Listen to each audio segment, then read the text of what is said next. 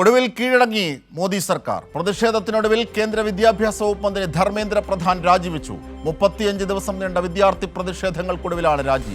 ആത്മഹത്യ ചെയ്ത വിദ്യാർത്ഥികൾക്ക് നീതി ലഭിച്ചുവെന്ന് അഭിജിത് ദീപ്കെ പറഞ്ഞു. വാക്കുകൾ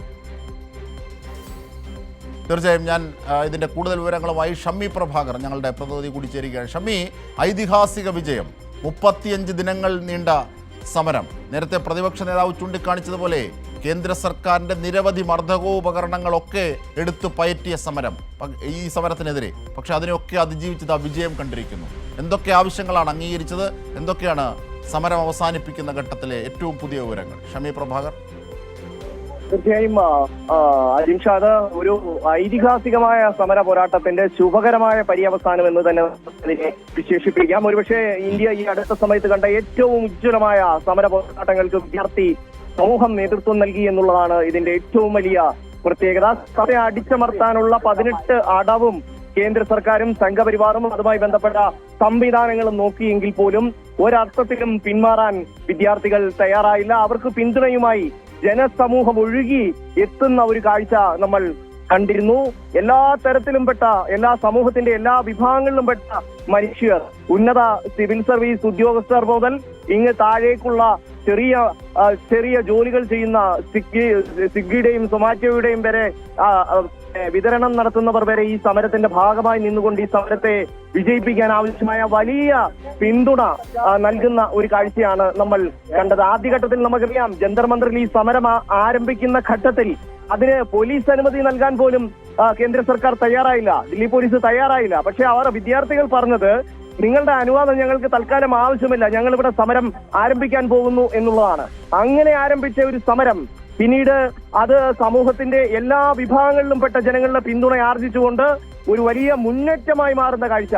ദില്ലിയിലെ സമരത്തെ അതിക്രൂരമായി അടിച്ചമർത്താനുള്ള നീക്കങ്ങൾ പോലീസ് നടത്തുന്നു. നമ്മൾ കണ്ടത് കൊച്ചു കുട്ടികളെ വരെ വലിയ ഇരുമ്പ് ദണ്ടുകൊണ്ട് പോലീസ് തലയ്ക്കടിച്ച് വീഴ്ത്തുന്ന ദൃശ്യങ്ങൾ നമ്മൾ കണ്ടു. കൈയും കാലും അടിച്ചൊടിക്കുന്നത് കണ്ടു, പെല്ലറ്റ് പ്രയോഗിക്കുന്നത് കണ്ടു. ഒരുപക്ഷെ ഇന്ത്യയുടെ ചരിത്രത്തിൽ ആദ്യമായിട്ടായിരിക്കും വിദ്യാർത്ഥികൾക്ക് നേരെ ഇത്തരത്തിൽ പെല്ലറ്റ് പ്രയോഗിക്കുന്ന അവസ്ഥ ഉണ്ടായത്. അതുപോലെ തന്നെ ടിയർ ഗ്യാസും പിന്നെ മറ്റ് ഉപയോഗിക്കാൻ പറ്റുന്ന എല്ലാ ആയുധങ്ങളും ജന്തർ മന്ദിറിൽ പോലീസ് വിദ്യാർത്ഥികൾക്ക് നേരെ ഉപയോഗിച്ചു എന്നുള്ളത് നാം കണ്ടതാണ്. പക്ഷേ അത് കൂടുതൽ കരുത്ത് അവർക്ക് നൽകുന്ന ഒരു കാഴ്ചയാണ് നമ്മൾ കണ്ടത്.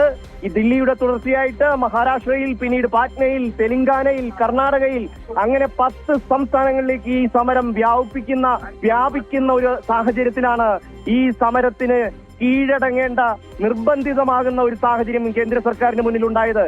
പാർലമെന്റിൽ 20-ാം തീയതി പാർലമെന്റ് സമ്മേളനം തുടങ്ങുന്ന സമയത്ത് ആ സമരത്തെ ഒന്ന് അംഗീകരിക്കാൻ, അല്ലെങ്കിൽ അതുമായി ബന്ധപ്പെട്ട് ഉള്ള ഒരു ചർച്ചയ്ക്ക് കേന്ദ്ര സർക്കാർ തയ്യാറായില്ല എന്നുള്ളതാണ്. അപ്പോ ആ ഒരു സമീപനം സ്വീകരിച്ച കേന്ദ്ര സർക്കാർ പിന്നീട് നമ്മൾ കണ്ട ഒരു കാഴ്ച, പ്രധാനമന്ത്രി അർദ്ധരാത്രിക്ക് അദ്ദേഹം ഇൻസ്റ്റാഗ്രാമിലൂടെ ഈ രാജ്യത്തെ വിദ്യാർത്ഥികളെ അഭിസംബോധന ചെയ്യുന്ന ഒരു കാഴ്ചയാണ്. ഫ്രണ്ട്സ് എന്ന് പറഞ്ഞുകൊണ്ട് അദ്ദേഹം സംബോധന ചെയ്യുന്നു. നിങ്ങൾ പറഞ്ഞ കാര്യങ്ങൾ ഞാൻ ഉൾക്കൊള്ളുന്നു എന്ന് പ്രധാനമന്ത്രി നരേന്ദ്രമോദി പറയുന്നു. ഈ ഒരു ഡിപ്ലോമസി ഒരുപക്ഷെ ഒരു 10-20 ദിവസം മുമ്പ് കാണിച്ചിരുന്നെങ്കിൽ ഇത്ര വലിയൊരു സമരത്തിലേക്ക് രാജ്യം പോകുമായിരുന്നില്ല.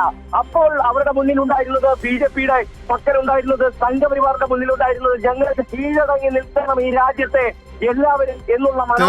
തീർച്ചയായും അത്തരത്തിൽ സമരം വളരെ ശക്തിയുക്തം മുമ്പോട്ട് വെച്ച ആവശ്യങ്ങളുമായി അങ്ങനെ കുതറുകയായിരുന്നു, അങ്ങനെ കുതിര ശക്തിയിൽ പായുകയായിരുന്നു. മോദി സർക്കാരിനൊടുവിൽ കീഴടങ്ങേണ്ടി വന്നു.